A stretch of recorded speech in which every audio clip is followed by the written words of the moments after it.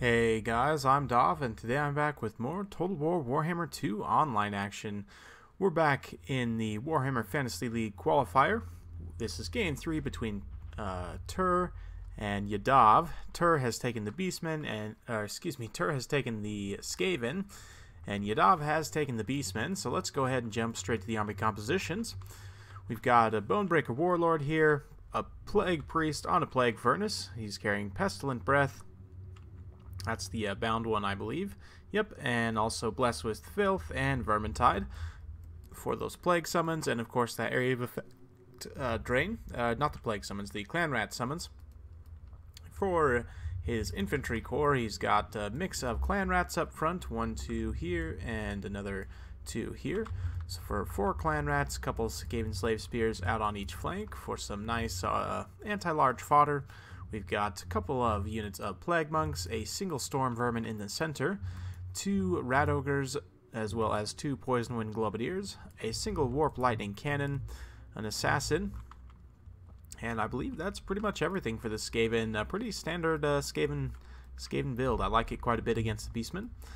For the Beastmen's build here, we've got, of course, Morgr the Shadowgave. Front line is going to be lots of Gore Herds. Looks like 1, 2, 3, 4 Gore Herds. We've also got 3 Minotaurs, which is very interesting.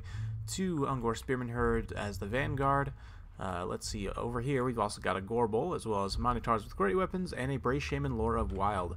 Looks like he's just got the Savage Dominion, so looking to be summoning up some Cygors, potentially either at range or in melee. Should be interesting to see what happens there. Let's go ahead and kick things into full gear and watch what happens. So first things first, that Warp Lightning Cannon is going to do quite a bit of damage on the approach here. Basically, the Beastmen, if they can advance and get in the fight without having taken too much damage, a very nice dodge there by Yadav, watching that incoming fire and cutting hard to the side at the last second to dodge that shot there. Very well played. But yeah, if he can get into this fight without having taken too much fire from the ranged damage of the Skaven here, if he's able to then compromise the Rat Ogres and these Poison Wind Globadiers, there's not a lot else that can stop him. The Storm Vermin will do okay against the Minotaurs, but although the Skaven don't really have a lot of armored infantry, which is what you'd think the Minotaurs would be good against, they're just a general anti-infantry unit. They can cut through hordes and hordes of infantry, armored or not, so I definitely like them in this matchup. Although this is the rough part, is getting blasted by those Warp Lightning Cannons.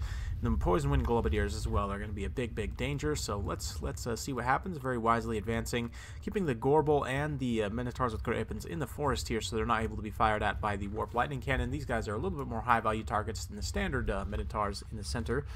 But you can see trying to dodge some more shots there. Looks like not making too solid of contact. They haven't even lost any. No, they did lose 2 unit models. My mistake. Looks like a couple back here. But the general engagement is going to get underway now. It looks like we're going to be getting some clan rat summons in the front line to help break the charge of some of these lower tier units. That is going to leave these Minotaurs in here by themselves, although you can see they're going to come in here and just absolutely do a ton of shock damage to these clan rats, countercharging with the Rat Ogres. So we've got some pretty monstrous combat here as the Rat Ogres are fighting up against the Minotaurs here. Storm Vermin just holding very well in the center, not committing too over-aggressively to each fight, and then so far the Poison Wind Globadiers are fairly content to be able to just fire in here and here. So let's go ahead and watch. The Minotaurs with great weapons, though, are going to be compromising this flank fairly heavily. If they all get a hold of this Bonebreaker Warlord here and start kind of circle beating him, it'll be very dangerous. But it looks like they're pathing straight onto that Warp Lightning Cannon, which is very good. However, these Poison Globadiers are being left behind, which is a bit unfortunate. You definitely need to stay on top of those Poison Globadiers with something. That being said, we are getting a bit of a general rout for the Skaven. Only these Plague Monks are holding up here on this side. And likewise over here, Plague Monks are holding up. A lot of the Skaven slaves and clan rats have been routed off, unsurprisingly. But we have lost a few Minotaurs here. 1 unit of Minotaurs has been dealt with. Another one's getting relatively low here. And the third here is still holding strong at 11 unit models. The Minotaurs with great weapons are doing a great job in the back line here, rampaging around, getting on this Warp Lightning Cannon. But the Poison Wind Globadiers are, it looks like they're actually inundated by low tier spears here. Another unit, I did just see a globe get tossed there, but very nice, summoning the Chaos Spawn right on top of these Poison Wind Globadiers, not allowing them to fire. Very good play from the Skaven, and things are from the Beastmen. Things are looking really rough for the Skaven at this point. Can see a general rout, but they do have quite a few troops rallying here. Not too many of them have directly fled off the battlefield, so he may be able to pull some of these guys back. It does look like these Poison Globadiers are secured, now going to be firing back in here, doing some really nice work.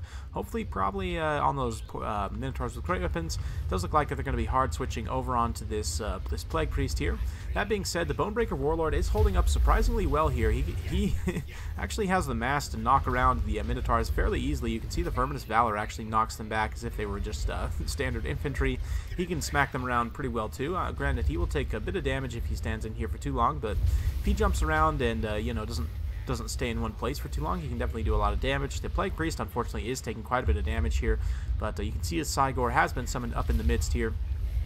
So he's going to be dropping some fear and terror. Hopefully terror routing off some of the Skaven infantry, but nothing so far. You can see a lot of the Skaven forces have regrouped. They're going to be coming in for a second push, and as the Chaos Spawns start to disintegrate, balance of power is going to creep back in the Skaven's favor. So Beastman player really needs to capitalize on the this power spike here with the Chaos Spawns and everything. He's doing a good job standing on top of these Poison Globadiers that Ted rallied. Now he just needs to get on these ones here, and he should be able to deal with the rest of the Skaven's forces here if he's able to you know, get them down. That being said, this Plague Priest is still in here draining a lot of troops. The Beastman infantry is getting very, very tattered at this point. There's only a few kind of tattered units of Gores around. Most of the Minotaurs have now been dealt with at this point. This unit being routed off as well as this one, both with only 3 left. And as I was saying before, the Bonebreaker Warlord has the mass to just bully Gorbel. Although he has the anti-large armor piercing, he just can't stand up mass-wise, and he'll just get swatted around, and it's really, really rough. It's tough for him to really get good hits on the Bonebreaker Warlord, especially if the Bonebreaker is just kind of cycle charging him. But you can see the Bonebreaker is going to be coming in for another hit. Gorbel's trying desperately to get onto this Plague Priest here, which is a wise move. However, the Plague Priest has already done quite a bit of damage. As I was saying, most of the Beastman infantry is gone, so you can see a few of their troops rallying in this pocket over here, but not too many, and it's going to be relatively rough. Yeah, you can see the Gorbel not quite able to bring down the Plague Furnace here, and things are starting to turn back towards the Skaven's favor.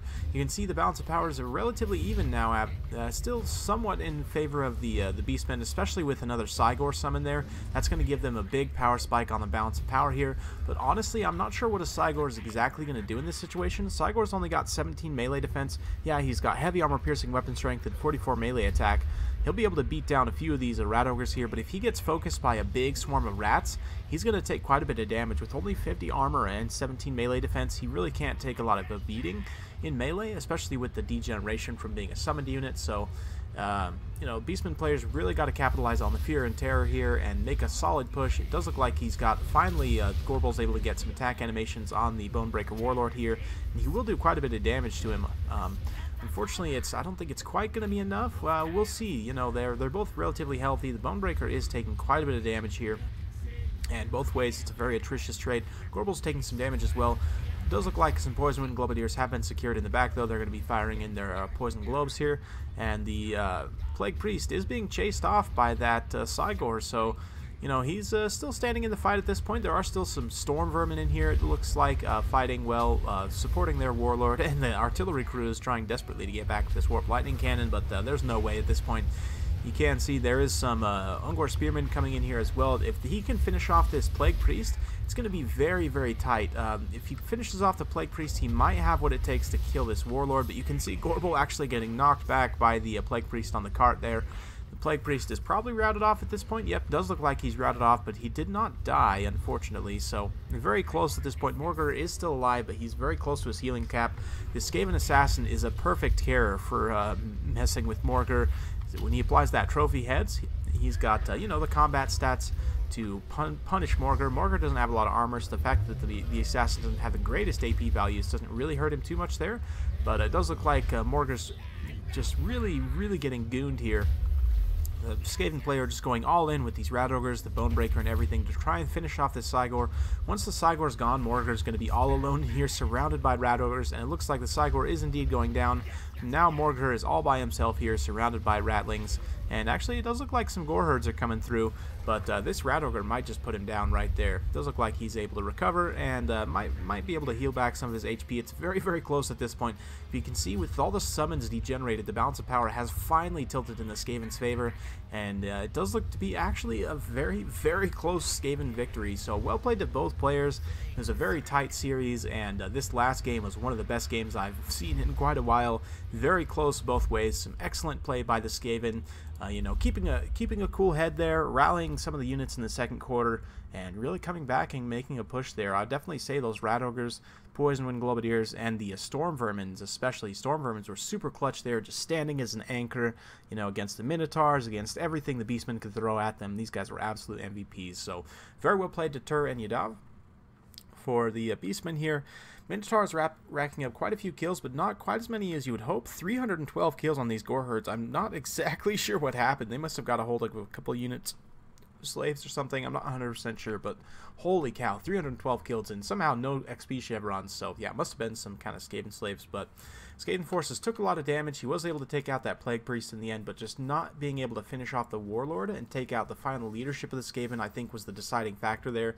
If he had been able to finish off that Warlord earlier on in the battle, I don't think the Skaven leadership wouldn't have been able to hold up. So very, very tight game. Well played to both players. Hope you guys enjoyed watching.